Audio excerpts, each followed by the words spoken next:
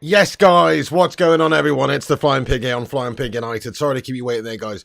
My internet decided to shit the bed just as we were about to start going there, so I had to reset the router. Richard Branson obviously started to do some hoovering or something. What a beardy melter. Welcome in, everybody. Thank you very much for getting in here and waiting for us to start. You're a bunch of legends. Good to see you all. Good afternoon to all the legends of the Bacon Brigade. Much love. Thank you for getting in here, you absolute dons and donesses. What's going on? We've got a few legends in here. Let's have a look. Berber. What's going on, you absolute true don? Berserker, Mike Hill, Ahmad Fawaz, Sim, Boomy, Stevie McGregor. Let's be having you. Mike, Gungshi. Oh, yes. And everybody else, you know, thank you very much for getting in here. We got some legends like Rushmano, Mohammed, Stevie, Philip Chapman, Palmarius, the Cake Cadets, Sin Games, Welsh Red, Hidden Element, everybody, Marky Coughlin, what's going on? Thank you, Fretboard Stumbler, good to see you, mate. What's going on? Diang Sham, everyone, thanks for getting in here, guys. Appreciate you all. Thanks for waiting patiently for us to get going. Do us a favour at the start of this show and smash that like button on it. Give us a massive thumbs up. That'd be awesome. Hit the likes. Let's get this sucker to 100 likes just like that. Also, you can give us a share around if you want. Give us a share anywhere you like. But we have pinned the tweet to the top of the chat there, so you can go and give us a retweet on Twitter. That will help spread the word of the show. And, you know, it will help the channel. So make sure you do that. Give us a share if you want. And also smash that like. And, of course, if it's your first time on the channel, make sure you hit that subscribe button as well. Hit the old subscribe. We're on here daily with the United News. Happy weekend, peeps. Hopefully you're having a great weekend, everybody. It's an absolute pleasure to be here chatting with you legends, as always. And we've got quite a bit to get into today. We're hoping, obviously, for some sort of update, big update, confirmation of a deal agreed, obviously, with Rasmus Hojlund. We'll get into all of the ins and outs of that current situation throughout this show, and we'll cover all the latest transfer dealings as well. So strap yourselves in for a good one. Cheers, everyone. Right, okay, let's get stuck into the latest news then, folks. By the way, I hope everyone's having a great day out there. It's a sunny day down here on the south coast on this Saturday afternoon. I haven't been up that long, so, you know, my body clock's kind of shagged from doing those football watch-alongs for the pre-season, obviously. The Wrexham game was on at 3:30. The Real Madrid game was on at 2 a.m. or 1:30 a.m. Since then, my body clock's been shagged. So we've got another one. I might as well continue for it to be shagged, to be fair, because we've got Dortmund watch along, which I have now set up on the channel, by the way. We've got that set up for 1:30 a.m., which is just after midnight on Monday. So, you know, that's when we'll be back doing another game, guys. Man United versus Dortmund. Hopefully we can smash them up. Let's get stuck into the transfer news then. So, just as we were going live, Fabrizio Romano has tweeted with a cheeky update, and it goes along the lines of this. He says that Manchester United are closer to reach an agreement with Atalanta for Rasmus Hojlund. Talks are advancing, and it's understood that Hojlund will not play today, should I say, in a friendly game versus Bournemouth, as the clubs decide to avoid any risk with the deal of advanced stages. Get in there, my son! Come on! That's obviously great news, guys. If he's not playing for them, if they're deciding to protect their asset here and not allow him to play and risk the possibility of him getting injured, it does sort of tell you where their heads are at, really, and the likeliness of this deal getting done sooner rather than later. So it is very much advancing from all accounts. Loads of different outlets in Italy already suggesting that this deal is basically done. Obviously, we're not going to say that just yet. We're waiting for more confirmations that a deal's been agreed here between United and Atalanta. There's still things to thresh out. So obviously the amount of money involved has got to be finalised. It's expected that United are prepared to pay a meaty amount of cash for Rasmus Hojlund, which will be too good to turn down really for Atalanta. Somewhere in the region of 70 million euros. It's obviously a very good deal for Atalanta for a 20-year-old who scored 9 goals last year. But we're paying that for the pure potential that this guy has to hopefully go on and be sort of one of the best strikers in world football in the future. Right now, he's a great addition to the squad, and he's certainly somebody that we need. Certainly somebody that can, you know, hold the mantle for us. He scores a lot for Denmark, and obviously he's a good talisman for them. For the future, of course, for Man United, the future will be bright for Rasmus Hojlund. It's a great opportunity here for him. Ten Hag's desperate for this guy. He loves him. Ten Hag is understood to have focused solely at the moment anyway. Obviously, we might get another second striker at some point, but focus solely on his wish to bring in Rasmus Hojlund to United. So that sort of tells you everything you need to know, really. Ten Hag wants to get his guy. We're close to getting his guy. And once Ten Hag's got him in there, we should be in a much better shape.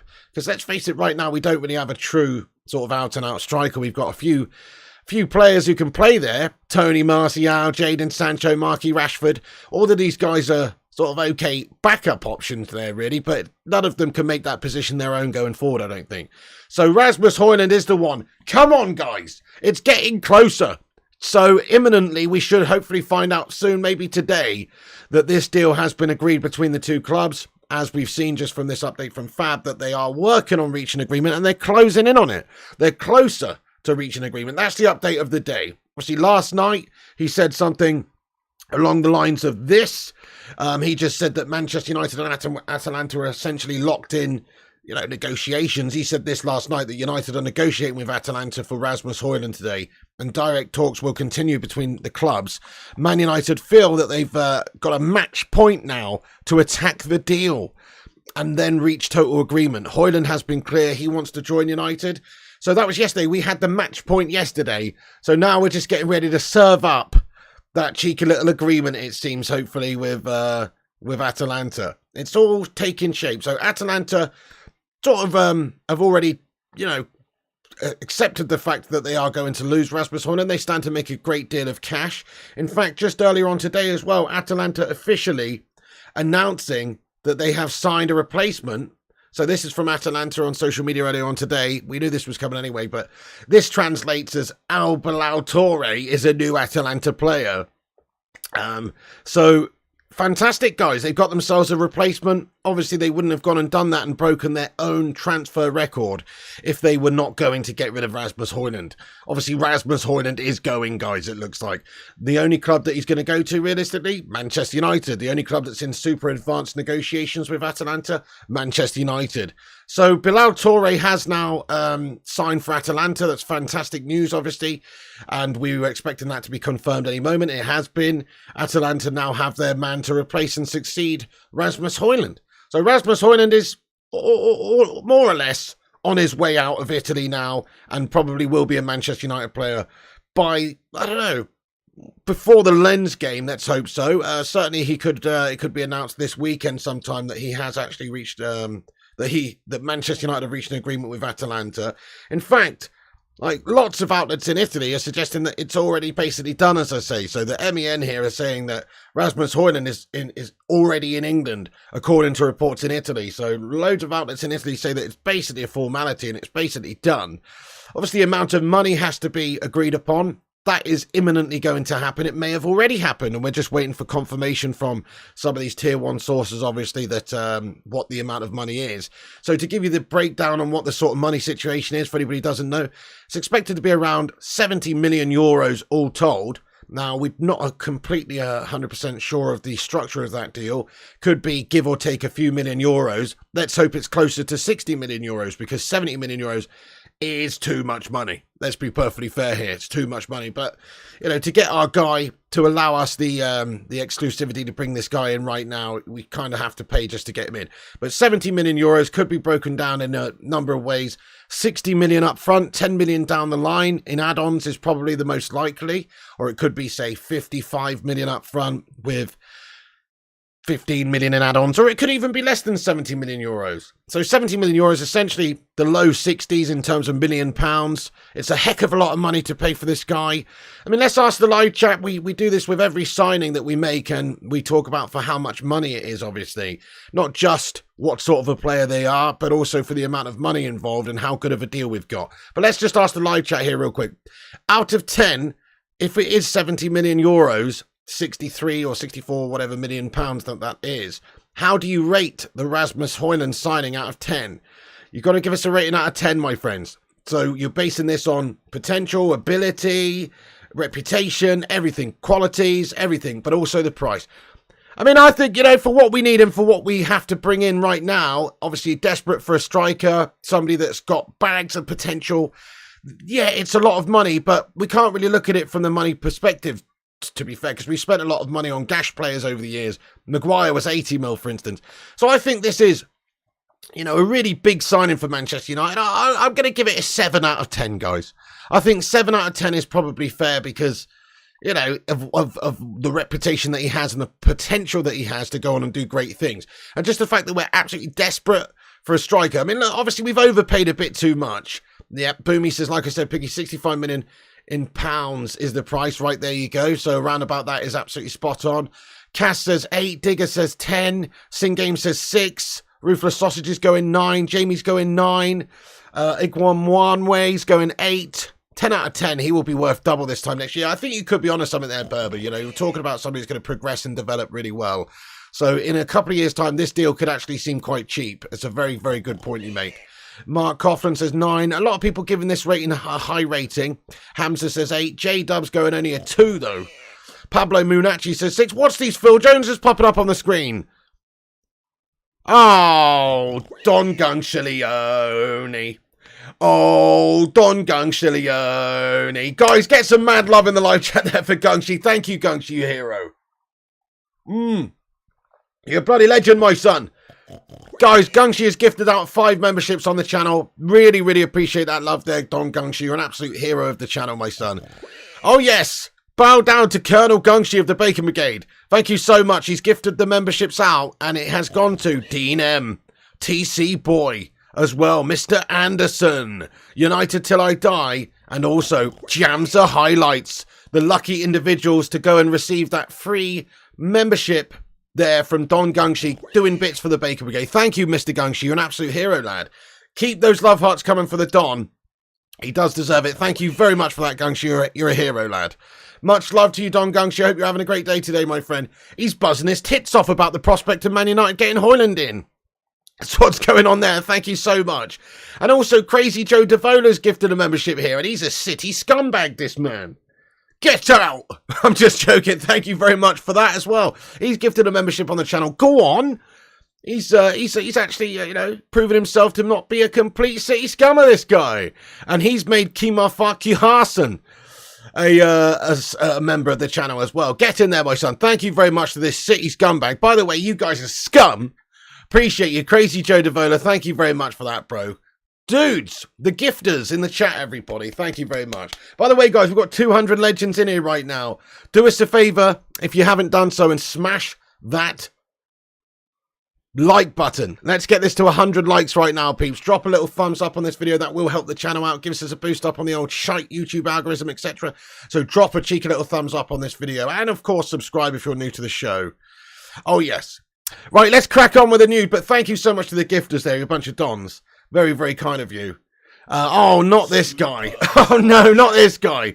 Sam Cattle. Goodness me, not this guy again, mate. He says, you're a mess. My name is brilliant, so shush. Right, okay, fair enough. Well, you know, Sam Cattle getting in here with the raw one says, I'm a mess. I do feel like a bit of a mess today, gotta be honest. Just waking up feeling a little bit ill, a bit snotty myself.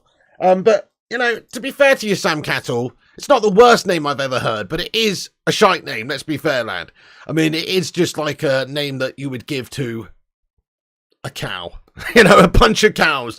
So, you know, it's obviously not that impressive, is it? Your name isn't great, Sam Cattle, to be fair, lad. I mean, Sam's an all right name. You know, bit old-fashioned, but it's all right. But Cattle is absolutely gashtastic. I'll give it a 2 out of 10 as far as names go.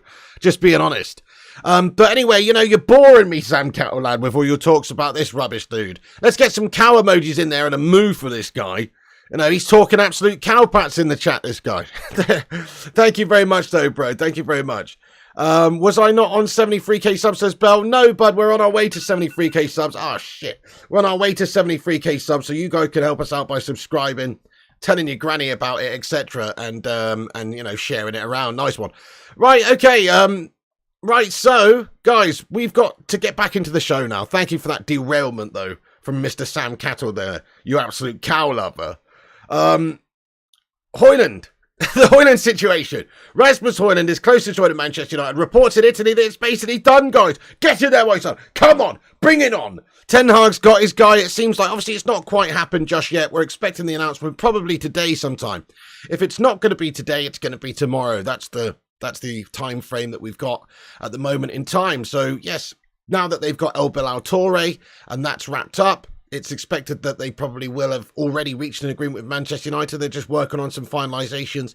And it should be announced by somebody, Tier 1, very, very soon once the word swings in from the grapevine, my friend. So Rasmus Hojlund is as good as done at United at this moment. Well, obviously you can't say it is done, but it's nearly there. It's definitely closer. It's been the closest it ever has done, especially now that they've signed El Balatory. And the negotiations, I guess, are still taking place to thrash out certain things. But in terms of the add-ons and the likeliness of this getting done, it's nearly there, guys. It's nearly there. So pretty exceptional stuff. We've got a couple more little updates that have just come in as well. Give me a second. Top Italian source. Thank you very much, Rushmano, for keeping us up to date with what's going on. So we've got a top Italian source that says it's 90% done now in terms of the negotiations, which is quite interesting. And, Fabrizio's also just retweeted his tweet as well. He just retweeted the tweet about Manchester United and Atalanta closer to reaching an agreement from Rasmus Hojlund. Talks are advancing. So he's just retweeted it again, even though he only posted it a little while ago. So that's quite interesting. So this is the tweet in question. Just to give you the latest on what is actually happening. So at the moment, it's known that Manchester United are obviously very, very close to reaching an agreement. Fabs just retweeted this. He tweeted it about half an hour ago. So it said, Manchester United and Atalanta closer to reaching an agreement for Rasmus Hojlund. Talks are advancing. Understand that Hojlund will not play today in a friendly game versus Bournemouth as the clubs decide to avoid any risk with the deal at advanced stages. So it's all looking pretty good, folks.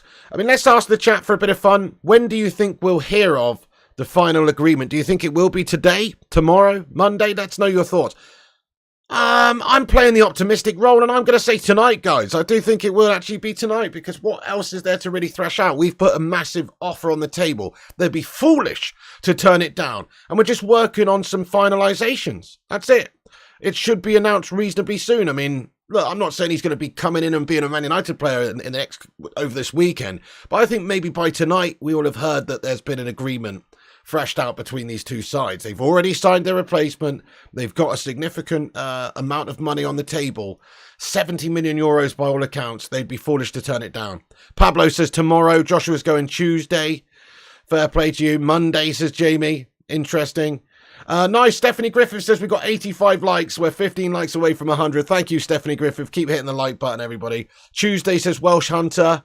Excellent. Next week, says Red Devils Gaming. I'm not so sure. I think it'll be sooner than this. I've got optimism in my loins. I can feel it. There's a fizzing sensation going on down there. I only get this fizzing sensation when a couple of things are happening. One of which is when we are close to signing a new player, guys. You don't want to know the other one. I'm just saying, there's a fizzing sensation taking place there, guys. I can feel it in my loins, guys, in the piggy loins. I can feel it. Between 6 to 10 today, says Boomy. Tonight, says Dennis Barmaby. Absolutely, yes. Hey there, Luan France. What's going on? Hopefully you're doing good. You haven't missed too much. Just the advancements taking place here between Manchester United and Atalanta for the negotiation of Hojlund. You think Hojlund will be a United player in a few days' time? Yes, I agree. I think so too. Obviously, he's not going to be here for a few days, but I think give it until, hopefully before the Lens game, and he will actually be ready to play for us. That's what we're hoping for. They're saving him there. They're not prepared to risk their asset in a friendly game against Bournemouth, obviously. And Man United have put a sexy offer on the table for him. And so, it's just a formality, really. They can't get that amount of money anywhere else. And they'd be foolish to keep him for that amount of money, really. You're praying for tonight's Sin Games. I just think the club will take the time. I mean, it's a fair point. This is Man United we're talking about. I'm getting a little bit carried away, obviously. My loins are fizzing. And whenever this happens, I do get a little bit carried away. But the fact is, it's getting very close. It's getting very close. Hey, thank you, Kate Cadet, for getting in here and being a member for nearly 3 years now, you legend. He's got a highlighted member comment in here. Thank you very much indeed, bro. Guys, get some love in there for Kate Cadet. 34 months of Sausage Soldier Don. That is legit, lad. Thank you so much, boss. He says, would you recommend we tether Onana to the goalpost next game so he doesn't stray too far out and get chipped again, Joe? No, I actually wouldn't. I'd say you've got to allow him to do what he wants to do, as in, his own style. Now, obviously, that was a world-class chip that's done him, and he probably shouldn't have rushed out in hindsight. okay? But the rest of the game, he was absolutely spot on. So I wouldn't recommend we tether him to the goal. I'd recommend maybe he, just gets a bit more game time. I'd recommend we don't expect a bit too much too soon from him. I'd recommend he gets an understanding with his defence as well, because let's face it, Martinez has gone to close down Bellingham. Yeah, maybe Onana shouldn't obviously rush out because Martinez has got him there, and he should be staying closer to his line in case, the shot comes. It'd have to be a different type of shot, of course, if Martinez can't make it, if he is on his line. And you know what I'd recommend as well, Kicking It? I'd recommend you giving him a freaking break, my son, for his first game. He's obviously got a different style to David De Gea. He's not something. David De Gea, what do you want? Nobody's ever happy, are they? David De Gea is a great shot stopper, one of the best shot stoppers I've ever seen, to be fair. But you know what? In terms of like rushing out, sweeping up, all that kind of stuff, he's pretty mediocre. We're going to get somebody who, may not be the ultimate shot stopper. He's still a good shot stopper, but he's actually one of the best when it comes to all of the other stuff that David De Gea wasn't good at. The distribution, the commanding of the area, the coming for crosses. You can't have it all, mate, is what I'm saying. You're asking too much too soon. Don't tether Andre Onana. It's early days for him. He needs time. Simple as that. He just needs a bit of time to bed in, time to get an understanding with his defence and his teammates, and that will come. That will come, mate. Don't worry about it. Certainly don't need to tether him to his goal, lad. Thank you, K Cadet, for being a member for 34 months. Appreciate you. Griffo Chaz, great to see you, bud. What's going on? He says, I've had a few days off the Hojlund deal. How much is the rumoured fee? Okay, so it's expected to be around about 70 million euros. We don't have a precise figure at this moment in time. Fab yesterday said that a new verbal offer had essentially been made, and it was over 60 million euros. So previously it was known that we'd gone in for 60 million euros. PSG, understandably, were prepared to go to 50 million euros.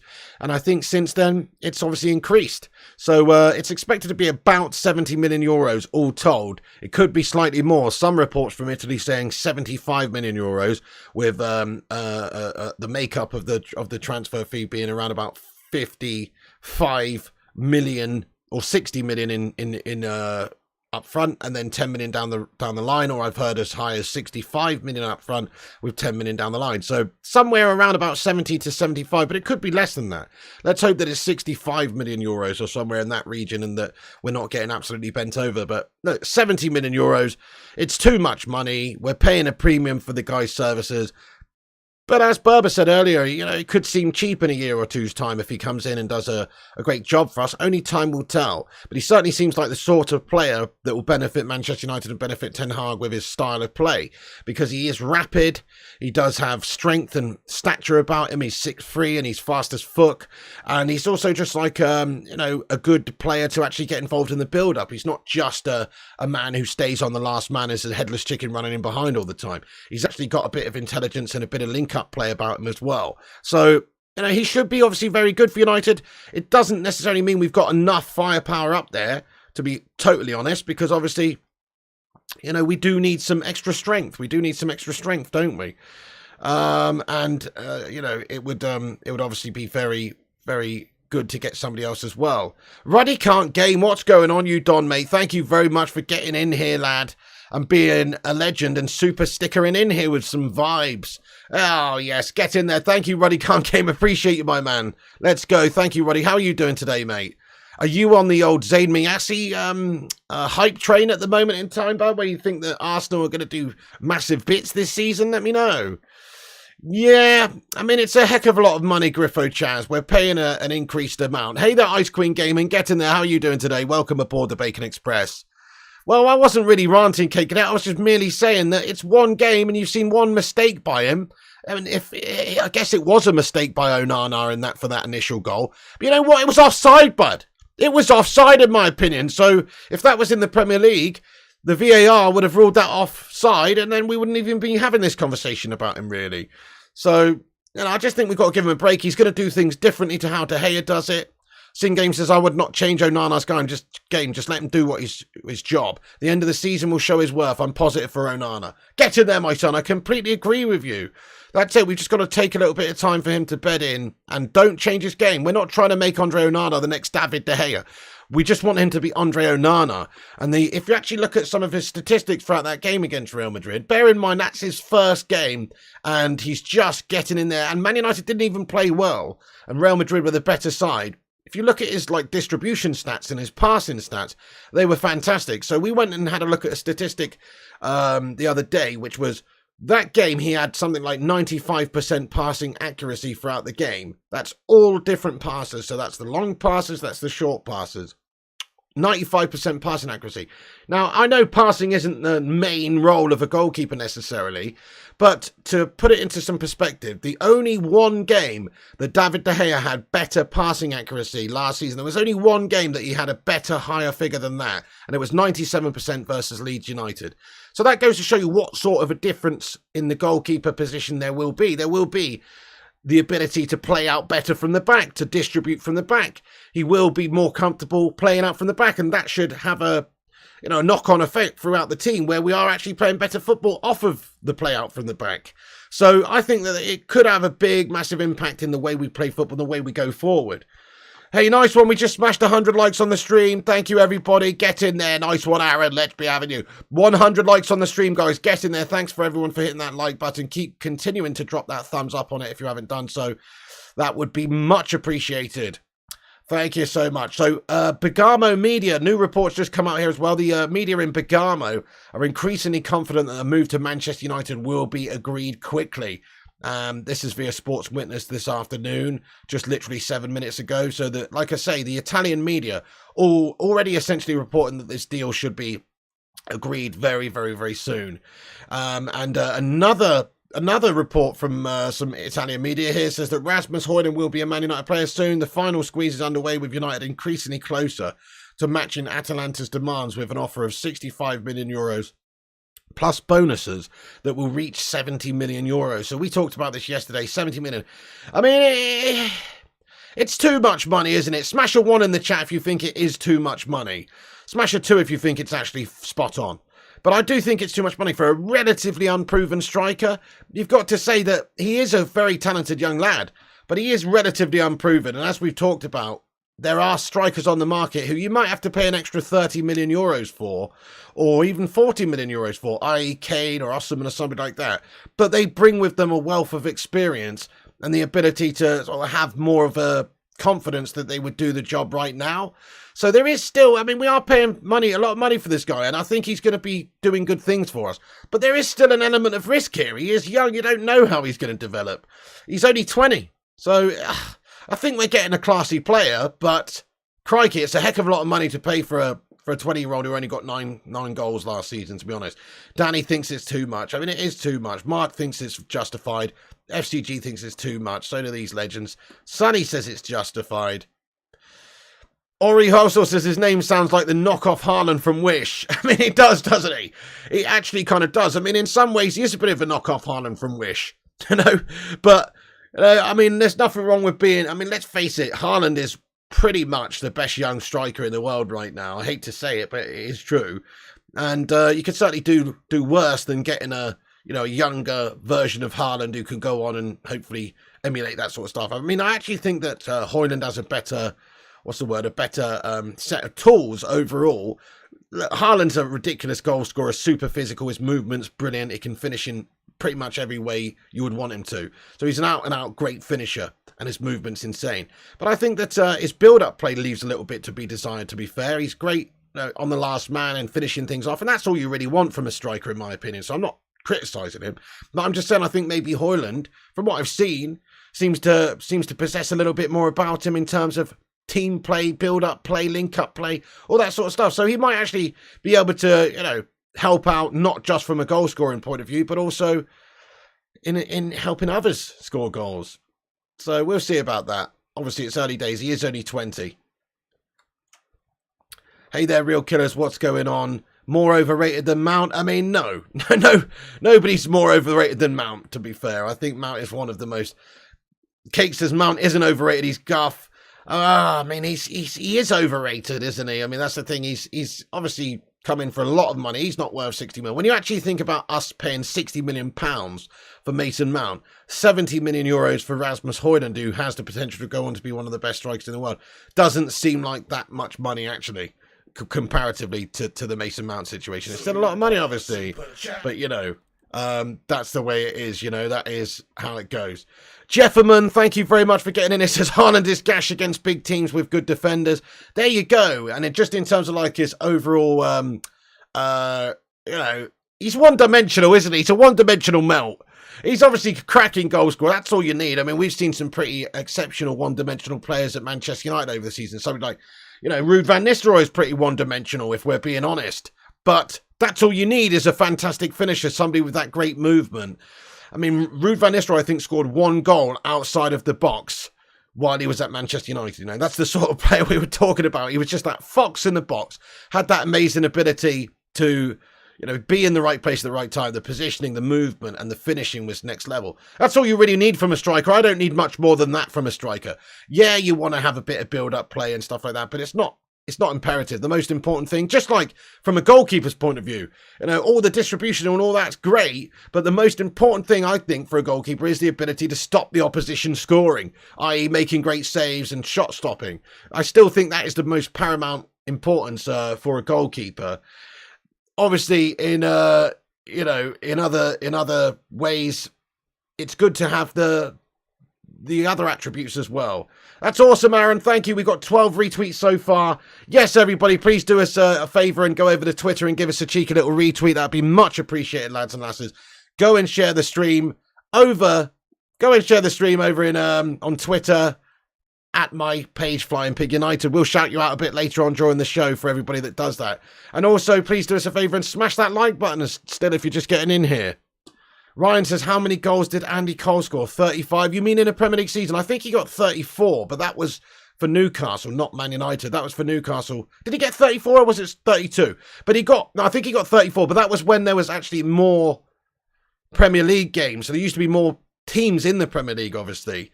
So, you know, Haaland's obviously got the record outright, and he's got the record for a 38-game season as well. So you have to say that he had an amazing season last year. Will he be able to emulate that again this season? Probably not. I mean, let's just ask the live chat, how many goals do you think Rasmus Hojlund will score this season for Man United in the league?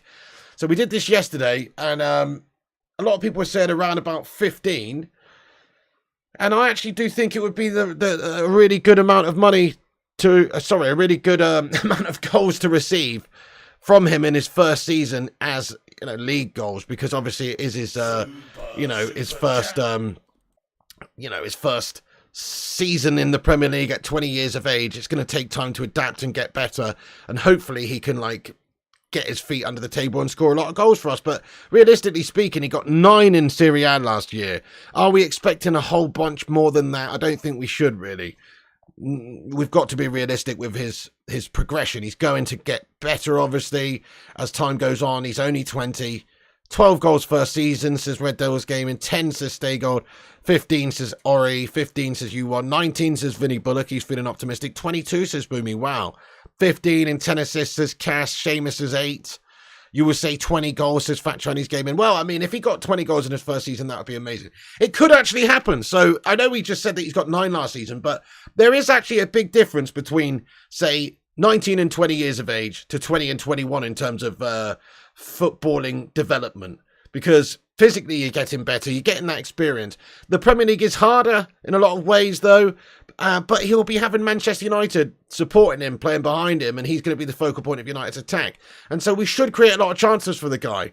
And if he has got that finishing prowess that we hope he has, maybe he'll just hit the ground running and score a heck of a lot of goals. It is possible. So, one of those things. We just got to hope and pray that he does manage to get what Gungshi says here, 15 to 20. Hopefully he doesn't flop. If he can get 20 goals and chip in with a few assists, I'll be very happy indeed. Precisely, that'd be the order of the day, wouldn't it? Ryan says he'll get 15 and 20 in all comps. Sin Game says, Pig, do we have a better squad than City, Liverpool, Arsenal, Chelsea, Newcastle? I think top 4 is going to be a struggle. No, 10R will be gone early next year. Hashtag Glazers out. We need more We need more for fourth. Sing Games, I mean, a slightly little bit of a cynical standpoint there, my friend. To answer your question, we don't have a better squad than City, no. They've got more depth and they've got better qualities throughout. That's just the actual facts. Now, Liverpool, I mean, they did shite last season. They haven't looked good for a little while. It's arguable with Liverpool who's got the better squad, but I personally think I actually do think we've got the better squad with people like Casemiro, Bruno, Rashi, the Butcher Martinez, Rafael Varane, Andre Onana's come in. Our wing backs are pretty decent. Luke Shaw and Wan-Bissaka. I'm saying we've got the better team there. Maybe squad wise we're lacking a little bit in the depth. Arsenal. Don't make me laugh, my son. Arsenal are shite. I mean, yes, they finished above. To be fair, no, look, they've got a good set of players as well. But I still think we're arguably at the very least as good or better than Arsenal. Chelsea are shite. Yeah, they signed some players. Try and actually get that to gel on the pitch, though, immediately for this season. It's going to be difficult. Newcastle United. Do Man United have a better squad than Newcastle United? Yes, we do. Yes, we do. Now, they may have played really well last season, and they obviously defended really well, and Eddie Howe's a great coach. But on paper, United's squad is better than Newcastle United's squad. On paper, it's better. So surely we've got a chance of, improving upon last season. I like your style, though. Let's not set the sights too high. But we do need more, obviously. We still need to get more firepower up top there to help bang us the goals. But when you actually think about some of the class players we've got, look, Casemiro is world-class in his position. Bruno Fernandes is an absolute creative beast. Marcus Rashford bagged 30 goals last season. If he continues in that form, we'll be doing all right this year. If we sign a goal scorer like Hojlund, that could be a big difference maker for us. Anthony still could go on and be a sensational player for us, obviously. Then you've got the defence is very solid. So listen, maybe the squad's not there. It's a fair point. You're talking about the squad. You're actually talking about the depth in the squad. You're not just saying the starting 11. So maybe I'm incorrect when I say that the squad is better than some of those teams. But the starting 11 is. The starting 11, I think, is almost as good as anyone apart from perhaps City. But it's an interesting one. Let's ask the chat. Where do you think we'll finish this season? So Sing Games thinks we'll struggle for fourth. I've got to be honest and say that I kind of think, I think second place, guys. I think we can do better than last season. Ten Hag is a great coach. He's shown that in his first season by being up against the Glazer shithousery that takes place at this football club, getting Weghorst in January and stuff, and having injury issues and having to, use players like the Slab and not really and McTominay and all these sorts of guys and not have the depth and the quality that he needed. And it wasn't even his squad. He was still trying to shape the squad. And he did sign a few players, but I think we could finish second. First says Stephanie, third says Compost, first says Tyler, fourth says Joe. Look, City are just far ahead right now. If they don't get penalised for their outright cheating, which they should do. What's going on there, by the way?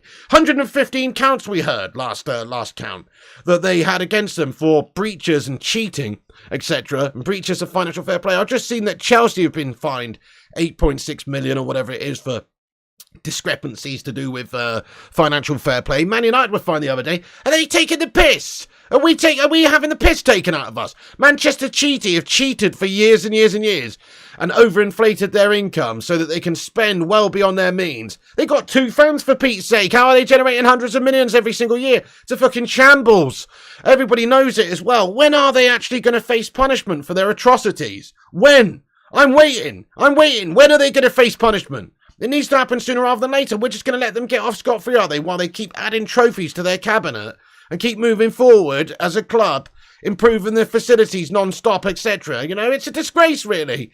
Man United is a historically fantastic, club that's based on us winning things and based on support. Manchester City, they've just bought all of this success over the last 12, 13 years, and everybody can see it a mile off, and they're still not being punished for it. Where's the punishment for these twats?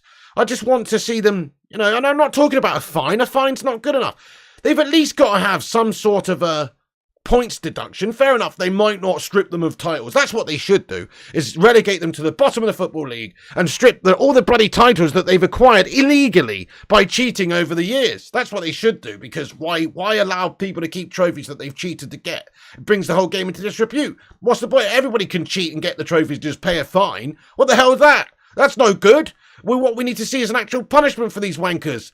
I.e., get them relegated, relegate these toss bags, move them on, obviously, and at least give them a points deduction for a couple of seasons or something, or ban them from Champions League, or ban them from whatever the case may be.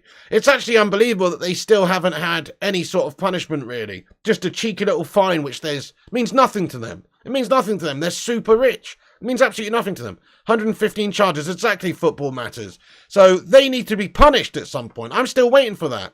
And like, if they were punished, let's say they did have a 15-point deduction this coming season, or for the next few seasons they get points deductions, you know, at the very least, then that means that Manchester United have a really great chance of winning the league. City are far ahead of everyone right now because of their cheating. They've just done the treble, and they've acquired their players over the years from cheating. Maybe not right now if you look at what Pep's done, and obviously their players in the squad right now, but historically we're talking about here.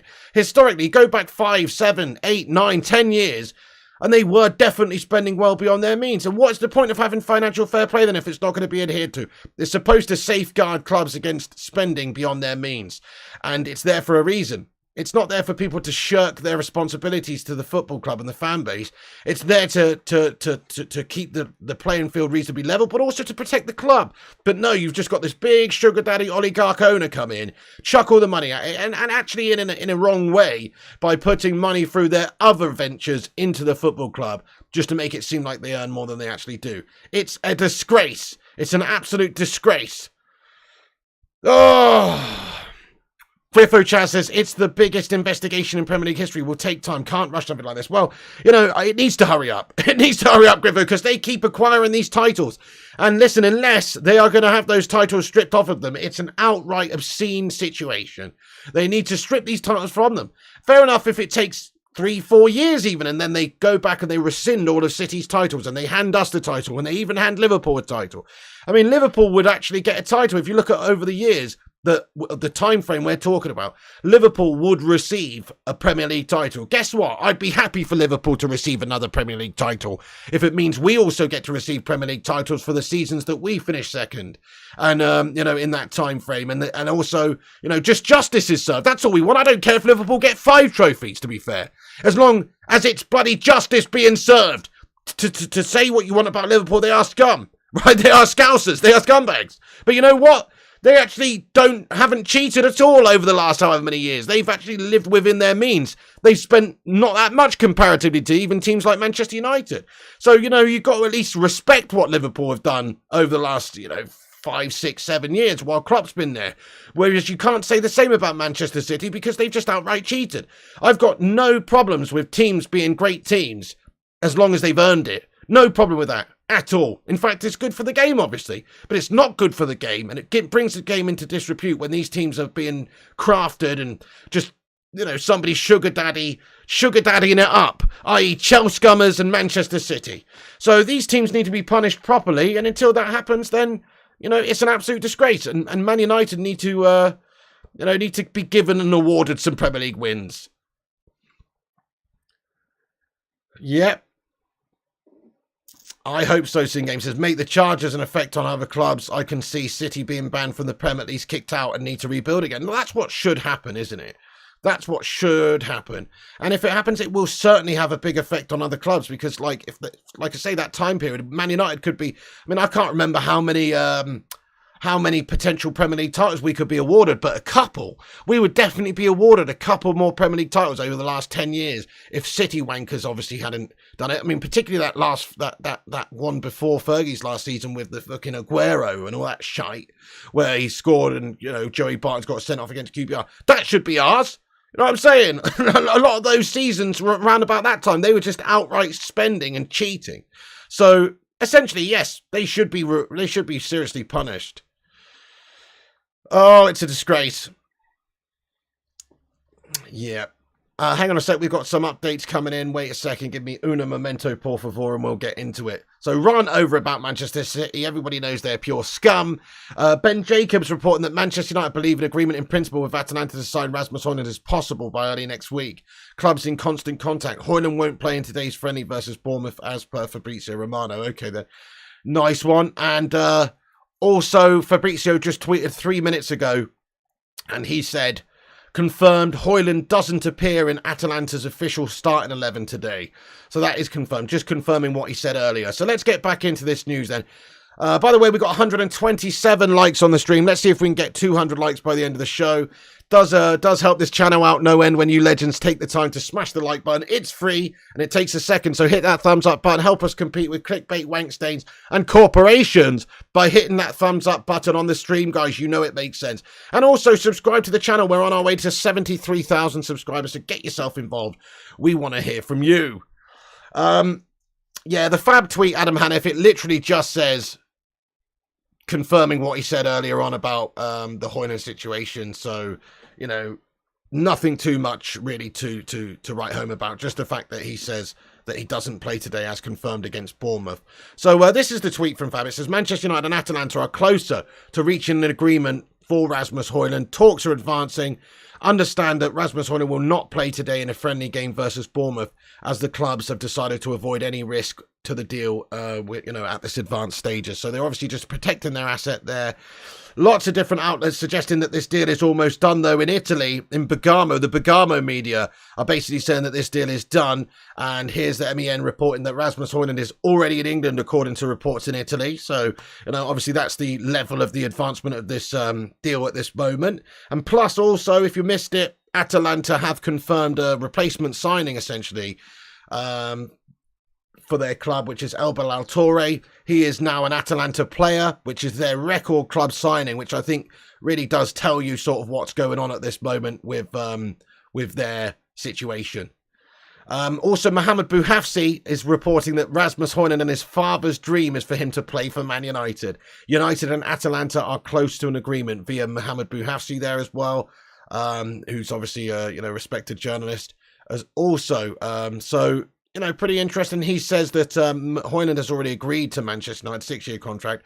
It's his dream as well as that of his father. Manchester United and Atalanta are still negotiating. Not yet agreed, but the two clubs are close. So that's just come out this afternoon as well. So very close. It's not yet agreed, guys. Let's just be clear on that. We're expecting the agreement. Could be tonight, could be tomorrow. Then the time frame obviously will be a few days before he could actually come in and have his medical and finalise all the paperwork and be signed and stood next to Erik ten Hag holding the shirt. But it's all leading to us getting this agreement reached very soon with Atalanta for Hojlund. So get in there, my son. Absolutely beautiful news. Is there anything new on Amrabat? Okay, then. Well, we talked about Hojlund. We'll get back into that in the Q&A in a bit. We will have a Q&A in a little bit. And just on Amrabat, I mean, there's nothing much more on Amrabat. So the understanding here really is that obviously he's agreed to join Manchester United. He would like to join Manchester United. That's not a problem. The problem is Manchester United haven't made anything official yet with Fiorentina to sign the guy. And we're expecting that's because we need to sell a couple of players first. So we're waiting to get rid of a couple of players. So obviously Fred is in the works right now to be sold. So just an update on Fred here. So, Fred, actually Lazio were interested in him. So Lazio's president was interested in him, but apparently Sarri didn't want him. But there was obviously a lot of report from the media that Galatasaray are in the driving seat for Fred. So he's the main target for them, and he could be agreed at some point soon for approximately £15 million. We'll see. Hopefully we can get that much money from him. Also, Fulham have an interest in Fred, and also there's interest from Saudi Arabian clubs. So there is a couple of different clubs that are interested in him. Also, we heard yesterday, of course, the Harry Maguire situation, guys, that Manchester United had rejected a £20 million offer from West Ham for Harry Maguire. So we're probably working on that deal as well. Surely there's a negotiation still continuing there. Maybe West Ham won't want to pay more than that. But United probably have asked for 30 million. Maybe they'll meet them in the middle somewhere and we'll get 25 million for the slab. That's more money. That will cover the Amrabat deal, essentially. Most of the Amrabat deal, especially with the wages involved that Harry Maguire's being paid. Also, beyond that, we're looking at other players like Scott McTominay to West Ham might be a goer at some point. Dean Henderson to Nottingham Forest. There's a few deals that we're working on, but the understanding is with what we're spending right now, we won't necessarily pull the trigger on Sofyan Amrabat until we've generated a bit of cash back. We need a bit of cash back because they have spent like £110 million now on Andre Onana and Mason Mount. They're also spending what is believed to be about 70 million euros on Rasmus Hojlund. Now, I think we should just go and spend on get Amrabat in right now, but they obviously want to. They don't feel comfortable with signing all these players for huge money if they're not at least going to have some assurances they can get rid of certain players. So they're working on getting a few players out at this moment in time. That is the understanding, that they're trying to get rid of players, and once that's happened, we should be going in for Sofyan Amrabat. So here is a report here, Kate Cadet, to let you know on the Amrabat stuff as well, from journalist James Ducker of The Telegraph. He says that Man United could move for Sofyan Amrabat towards the end of the window, depending on how successfully the club sell over the coming weeks. Nothing's live at the moment. Getting a deal over the line for Rasmus Hojlund the priority. So it's a known fact, really, that Sofyan Amrabat would join Manchester United, and he would be keen on playing for Manchester United. And he's essentially agreed to join Manchester United should Manchester United go in for him and make that deal with Fiorentina. But there is no approach as of yet. There may have been talks, there may have been discussions, but there is no, offer or no approach as of right now for Sofyan Amrabat. Pull your fingers out, Manchester United, and let's get this deal done. But because surely we can sell a few players to generate the cash needed to cover this deal. It won't be a huge amount of money involved for Sofyan Amrabat either, though there are varying reports there. Some people suggest that they'd accept as little as 30 million euros for him. Others say 35. I've seen some reports say that Fiorentina would want 50 million euros, which I think is just paper talk, really. It's just paper talk. But it would represent a good bit of transfer dealings for Man United if we could sign him for, 35 million euros, because it's basically like getting rid of Slab and Fred, and that covers that transfer fee. But also we would save a lot in terms of wages as well. So, yes, that's the latest on Amrabat. There's not too much to report there. It's still on the agenda, but it just dependent on us getting rid of other players, it seems. But actually, for the type of player that he is, that's exactly what we need.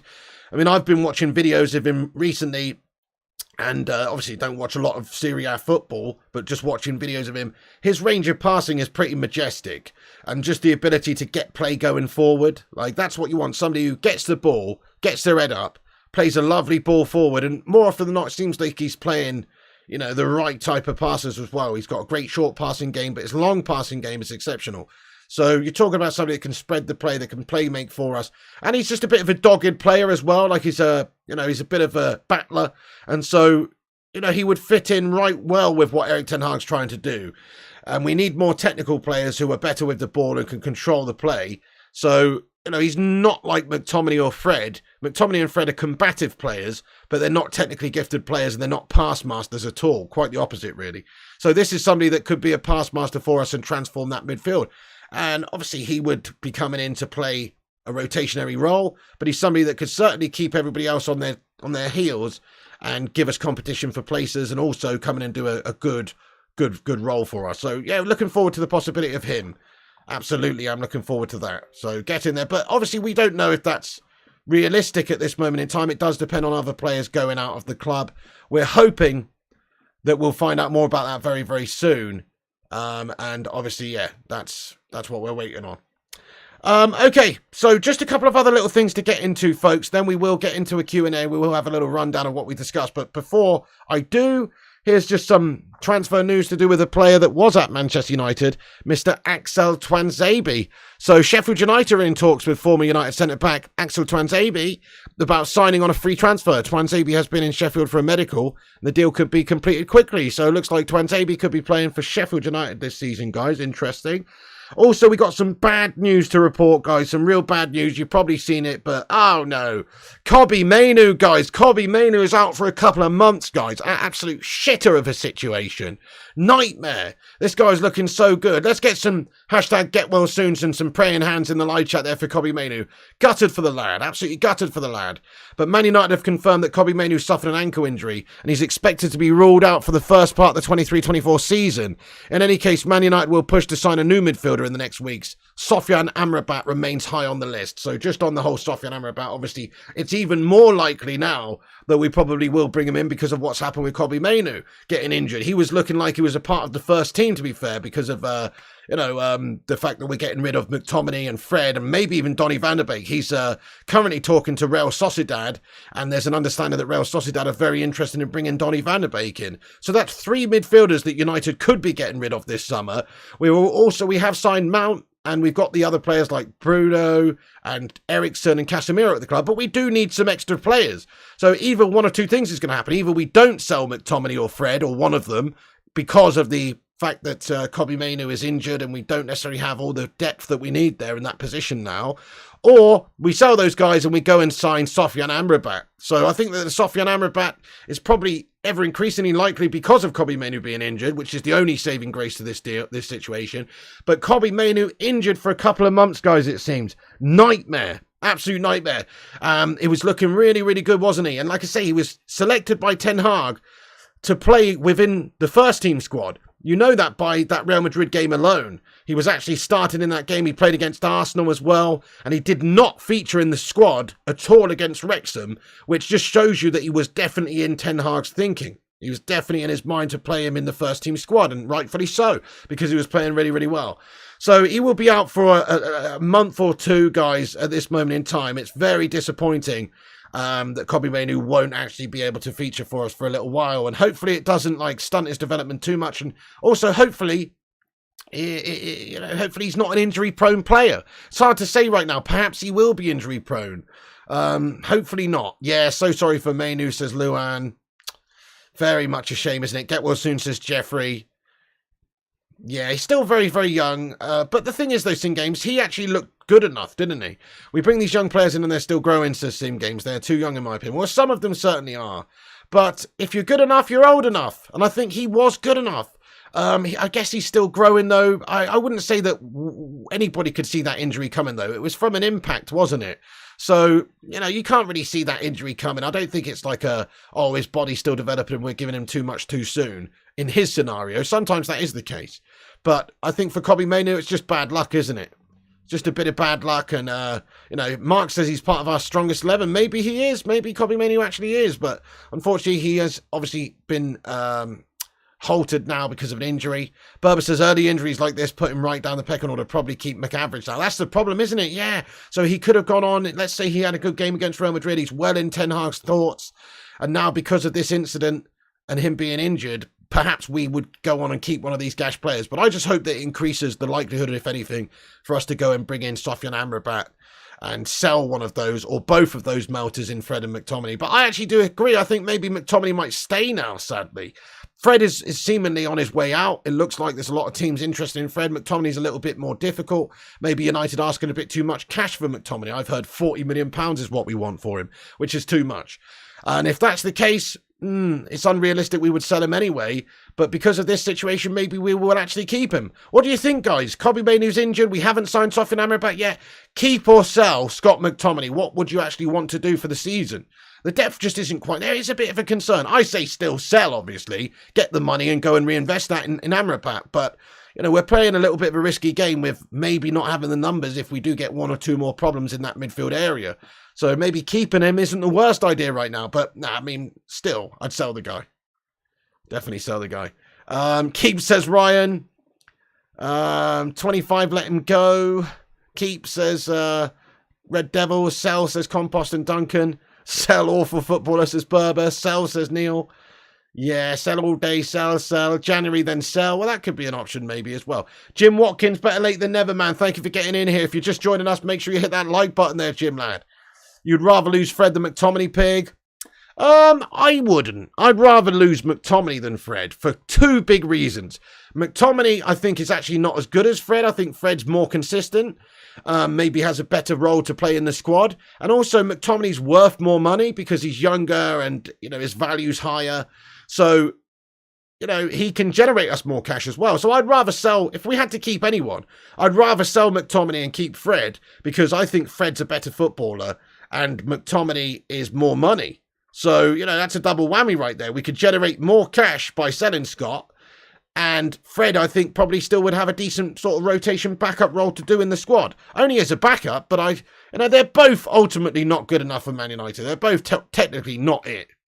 But I actually disagree with that. I'd rather lose McTominay and keep Fred because, Fred's cheaper, but he's better. He is older. He's 31 now, but he's better. Sell, says Joe Tone. Sell, says Jeffrey. Jim says get rid of McTominay. McSauce over Donny and Fred. Interesting, Ryan. Ryan agrees with UK Cadet.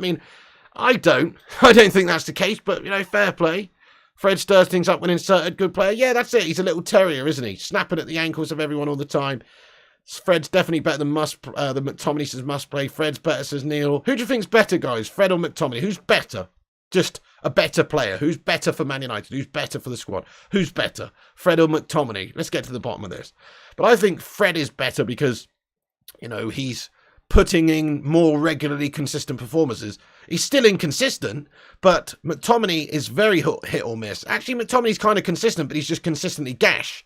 That's the problem. Whereas sometimes Fred's actually immense. Fred never gets enough criticism for his price tag. Yeah, no, he actually did cost a fortune, to be fair, yeah. Not really worked out very well compared to the price we paid for him. That's a fair point, actually. But, I mean, he always tries and he's always, you know, he always gives it his all. That doesn't mean all that much, but it does mean something. Fred will be important for our squads. Fred good at pressing. Yes, that's right. West Ham said they would pay 40-45 for McTominay, then I would sell. I would absolutely, Ryan. Yeah, for that. That would be crazy money to receive for him. Fred, says Gungshi. Fred, says Duncan and Scujo. Both are crap, says Sim. McTominay, says Jamie. Fred, says Jeff Cass and Chris Barker. McTominay way better, says Red Devils 20. Wow. Both crap, says Welshred. I think that's the right answer, isn't it? They're both not good enough for Manchester United.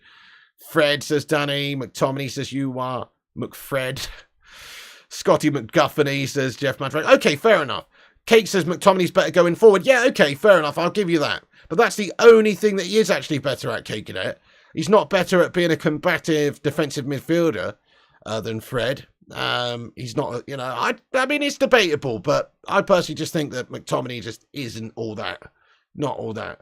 Listen to how McTominay talks in interviews. He loves United and sets standards off the pitch in terms of mentality. So what? You know what I mean? Okay, fair enough. But that only gets you so far. You've got to be a good player as well. The same can be said for Fred.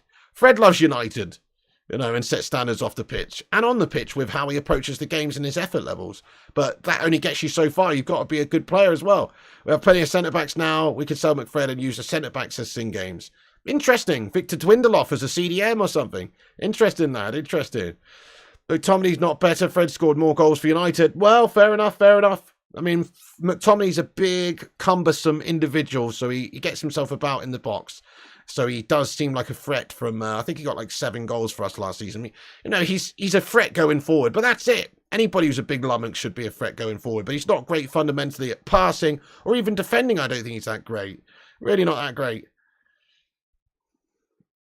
Yeah, nice one. All right, guys, cool. Well, I'm going to do a rundown of what we've discussed now in this video for anybody who's just getting in the show. And then we'll have a bit of a Q&A in the live chat as well. So everyone, keep smashing the likes, keep subscribing if you're new to the channel. Get your thoughts in there.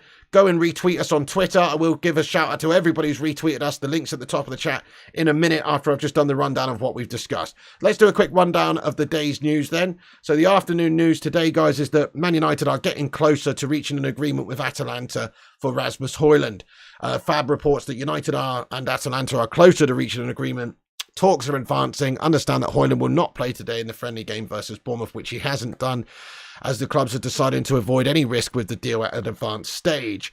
Atalanta have also signed their replacement, essentially, which is Albert Torre. They have now confirmed this. He's a club record signing, so that just further adds fuel to the fire that this agreement between United and Atalanta will be done reasonably soon. There's obviously negotiations that have been taking place over the last few days, and they're reaching a climax soon, guys. They should hopefully be able to thrash out a deal soon. We're expecting an agreement to be announced either tonight or tomorrow by somebody legit. So we'll wait and see about that. And press in Italy are basically saying that this deal is essentially already done. Italian press is saying that he's already in England, basically. Kobbie Mainoo, who's going to be out for a couple of months, unfortunately has sustained a serious ankle injury, which is obviously a nightmare. In regards to the Amrabat deal, you know, Amrabat's obviously on the list still. Fab says at the bottom of that tweet there that Sofian Amrabat's still on the list. And obviously this Mainoo injury may well increase the likelihood that we do go and sign Amrabat. As we've heard about the Amrabat situation elsewhere as well, the understanding is that we will be going for him later on in the window. He's obviously on our list, but it depends on selling 1 or 2 other players first to be able to finance that deal, because we're spending 70 mil on Rasmus Hojlund. And we've spent 110 mil on Onana and Mason Mount combined as well. So that's, 160, 170, 80 million that we're spending on those guys in terms of pounds, 160 million pounds or 180 million euros. essentially somewhere around about that, a couple of €100 million actually that we spent. So obviously they're trying to recoup a little bit of cash.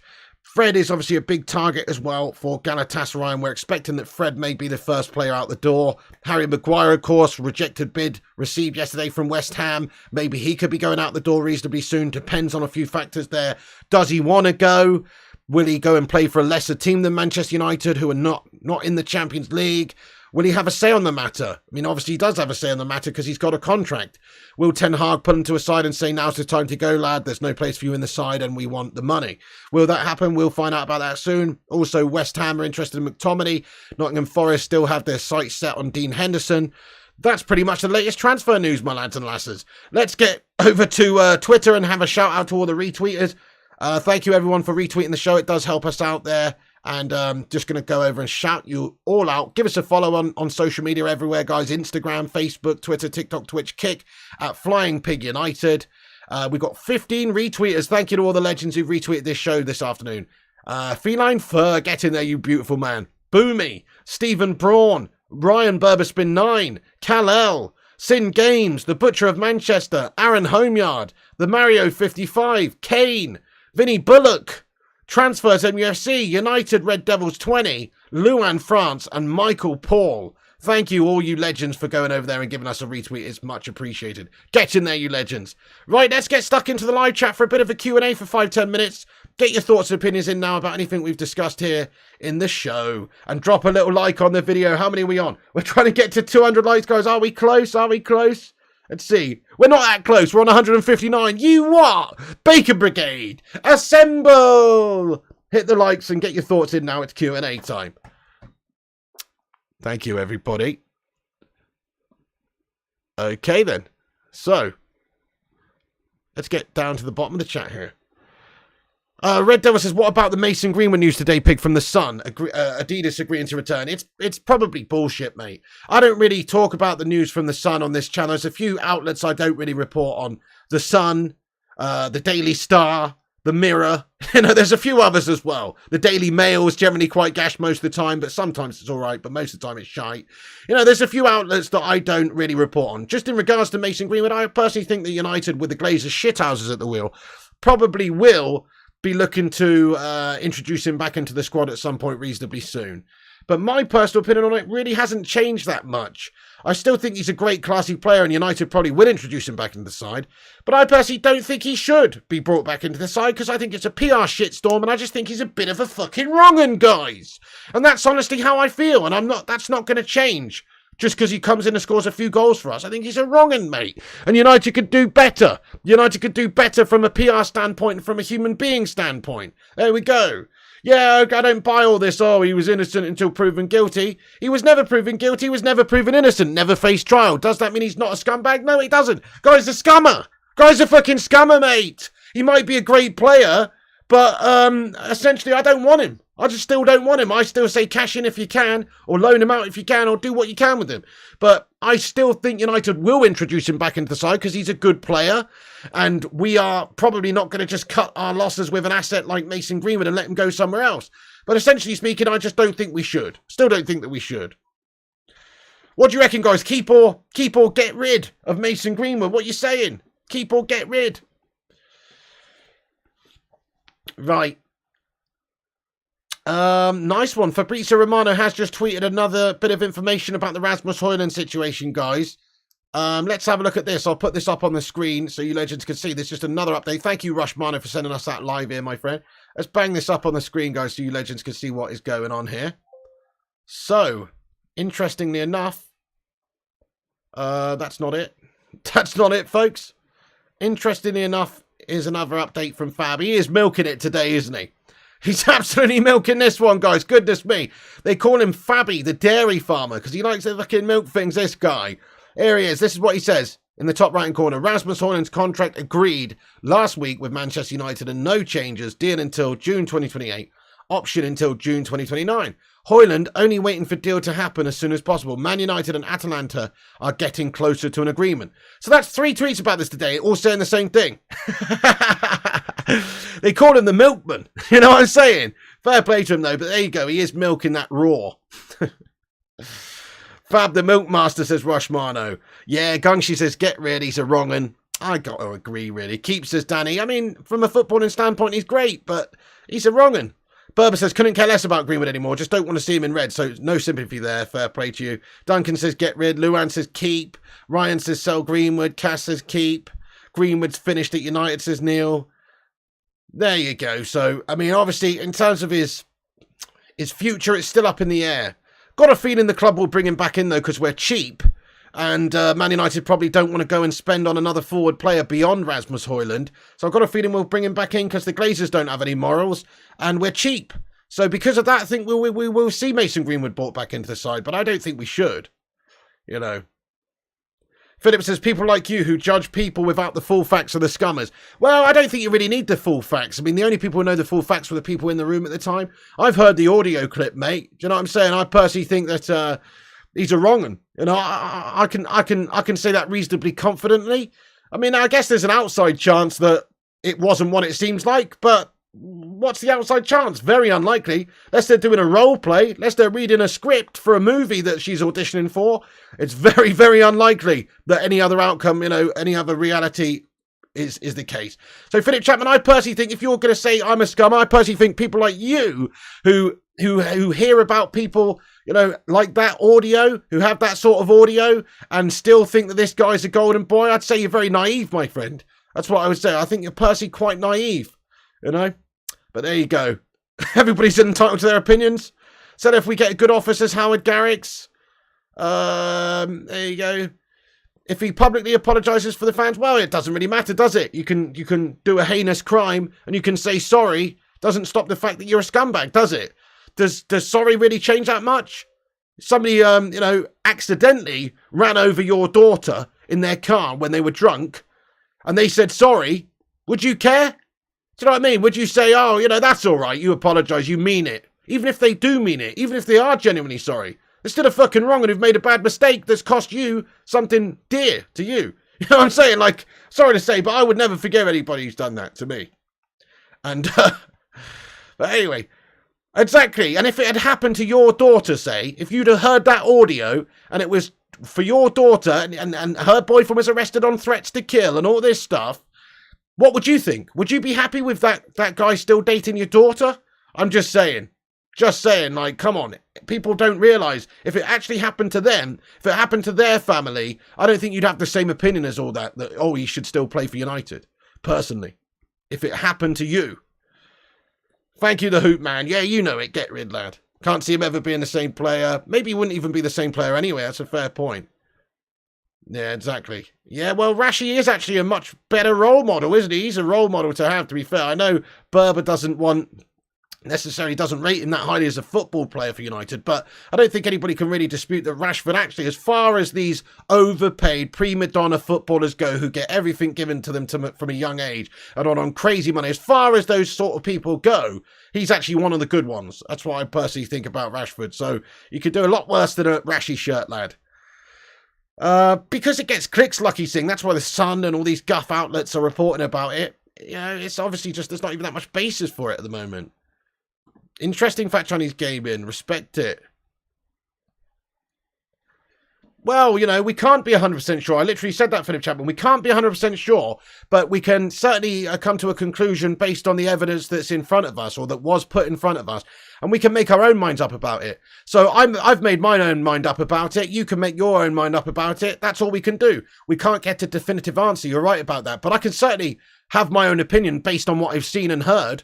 And that I do. And my opinion is of that he's an absolute wrong-un, son.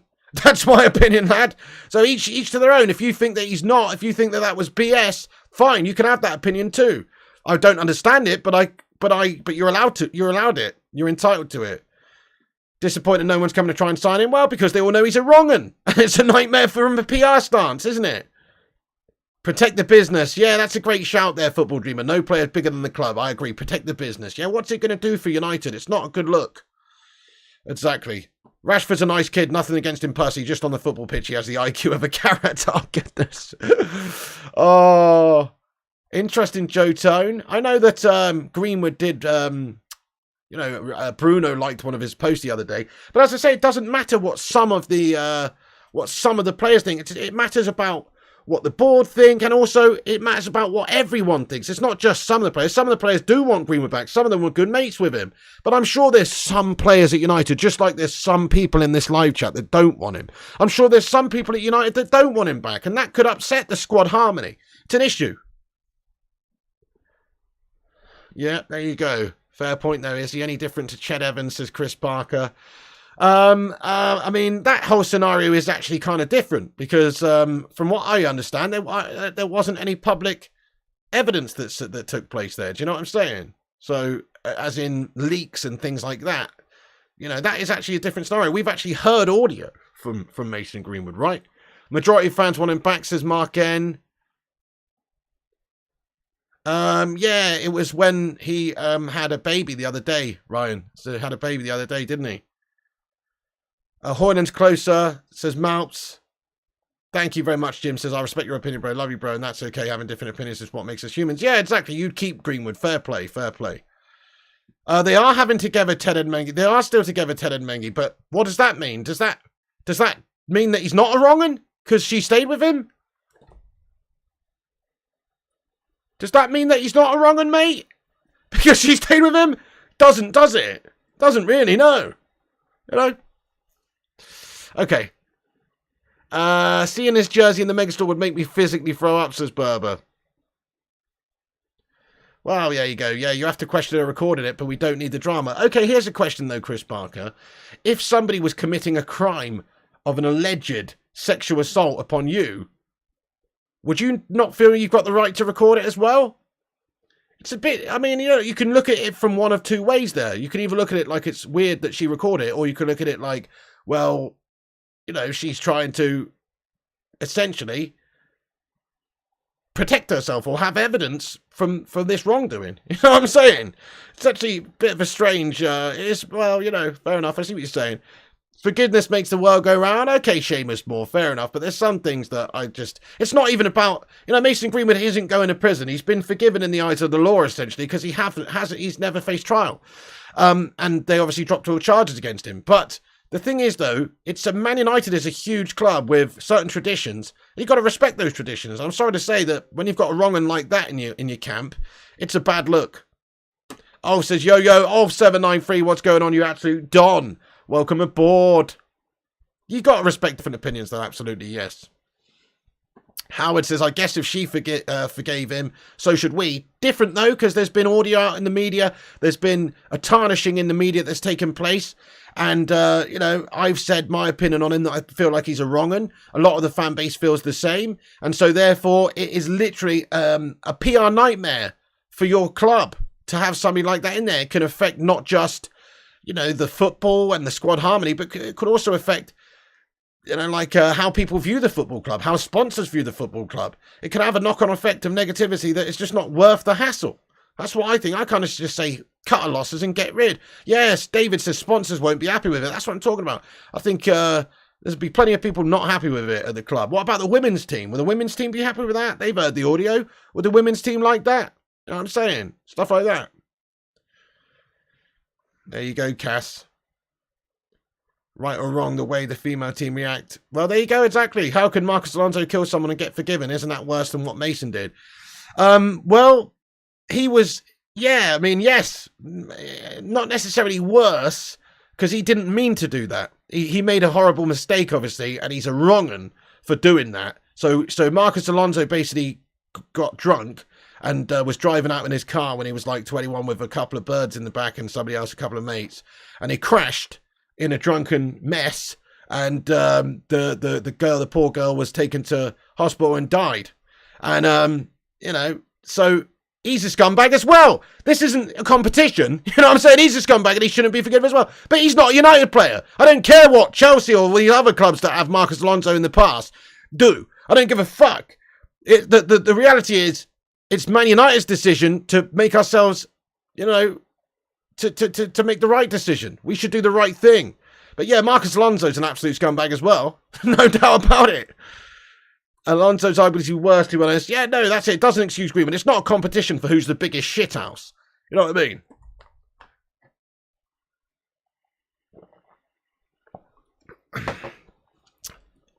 Again, Mark M, it's not a competition for who's the biggest shithouse. You know what I'm saying?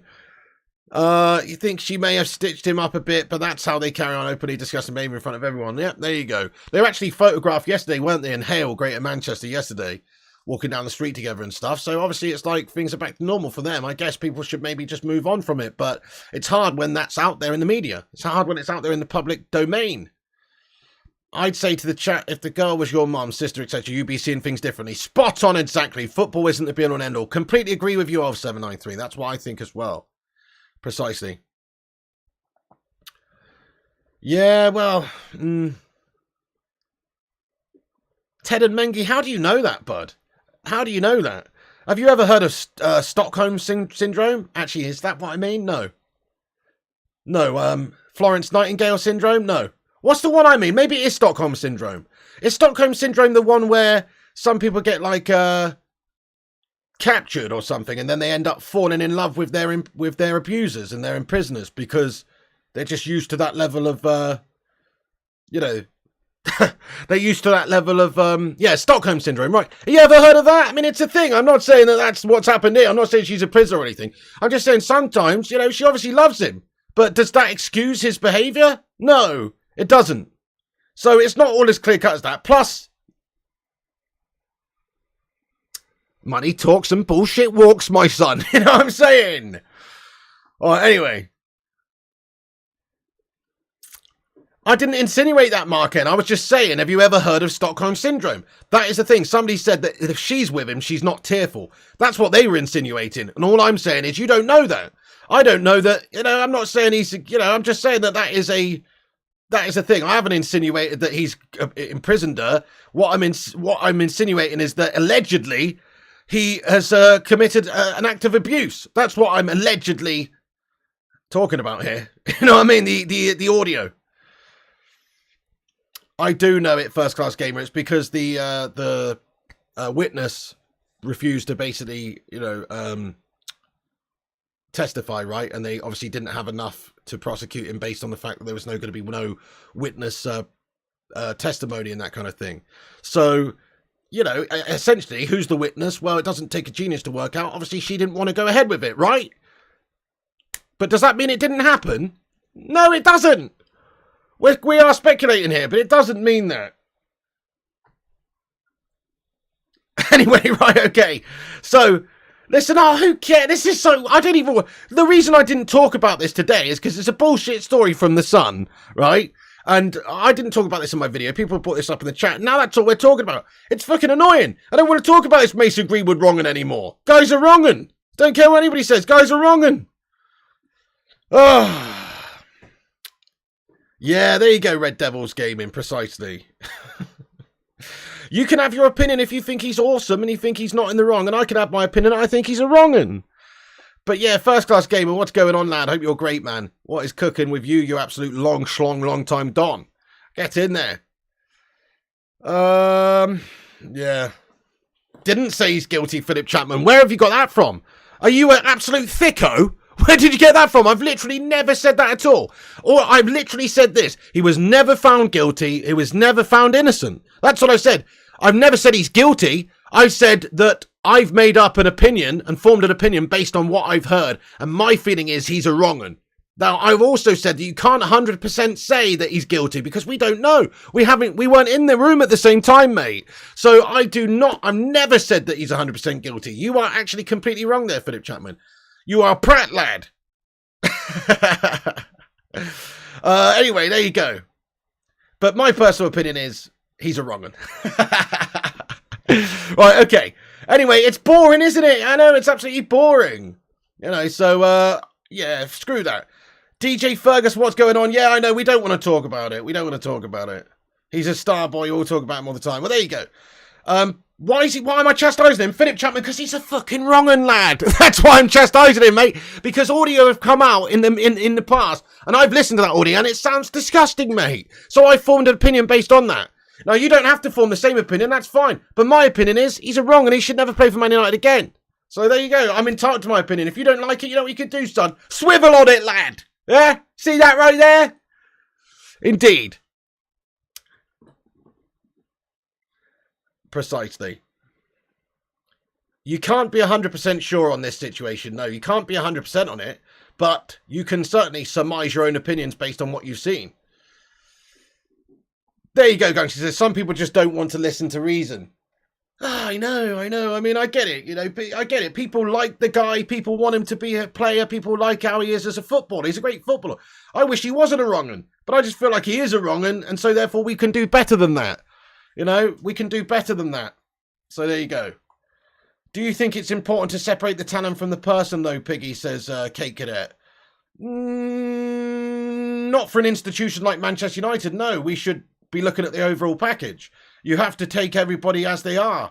It's not just about football and talent, is it? If it was just about football and talent, then, he'd still be a Manchester United player right now. But the club are actually conducting their own investigation and have been doing this for a long time now in order to find out, form their own opinions. But also, it's not just about forming their own opinions. It's actually about doing what's best for the club. The reason they're not rushing this scenario is because they don't want to make the wrong decision, which impacts the club in a negative way. You know what I mean? So they're being very careful about this. And rightfully so. Rightfully so. They should take their time on this because they don't want to, hurt the club from a PR standpoint, I don't think. Anyway, guys, I'm bloody bored about talking about Mason Greenwood, to be fair. It is actually boring. I think the best United is terminate Greenwood's contract. I'm probably with you there, FCG, or try and sell him. People will probably have a go at us for profiting off of Mason Greenwood, but sell him. Sell him to Saudi, sell him wherever, sell him. Get some cash for him, even if it's 30 million, which is an absolute steal for any club trying to sign Mason Greenwood because they are actually getting a great player. I say sell him, get a bit of cash back. You don't need to terminate his contract. Sell the guy. Surely there's some club out there somewhere that doesn't feel the way we do, or that I do, I should say, about Mason Greenwood, and they would give you some money for him. So I would personally sell him, move him on, and get some cash at the very least for him. There you go, David Watkins. Cash back, all on the floor. Exactly, get some cash back. All right, anyway, guys, right. I'm bored of talking about this. Guys, that's the latest news. Thank you everyone for getting in here and having your say throughout the show, though. It is a interesting talking point. Too much of a potential PR shitstorm, exactly, Chris Koo. It's a nightmare for the team, isn't it? It's a nightmare for the club. It could impact everything in terms of going forward for commercial deals or anything. Just the way people view us. Think about if Mason Greenwood's playing in your team and you come up against Arsenal, Liverpool, or City, or whoever, they're just going to chant the whole game long about you-know-what. And it just, who needs that? It's not a good look. It's not a good look for Manchester United. Right, guys. So that's it. I'm going to wrap this stream up right here and now. But thank you, everyone, for watching. You can come back afterwards and get your thoughts and opinions in about this or anything else if you want. And any of the stuff we've talked about. Get your thoughts in about Hojlund. Hopefully Hojlund will be announced later on as an agreement in place. If not tomorrow could be the day. So keep your eyes peeled. Make sure you click the bell icon on this channel for notifications. Click the subscribe button if you're new to this channel as well, guys. And also smash that like button before you go. Did we manage to get to 200 likes? Hit the thumbs up button if you haven't. We're on 177 likes. So keep hitting the like button. Help us get to 200. Drop a like on it before you go. Follow us on Instagram, Facebook, Twitter, TikTok, Twitch, and Kick at Flying Pig United. Thank you, Jim. Right back at you, my friend. Thank you, everyone else, for getting in here. I appreciate you, legends, for joining and being a part of the show and having your say. Hot topic and a hot debate, obviously, at the end there. I'm bored of it, though. So, but come back with your thoughts and opinions about anything we discuss. Have a good one, guys. Thanks for tuning in. God bless you all. And Piggy loves you. And remember, when the seagulls follow the trawler, come on, Rasmus Hojlund. As this is because they think sardines will be thrown into the sea. Thank you very much.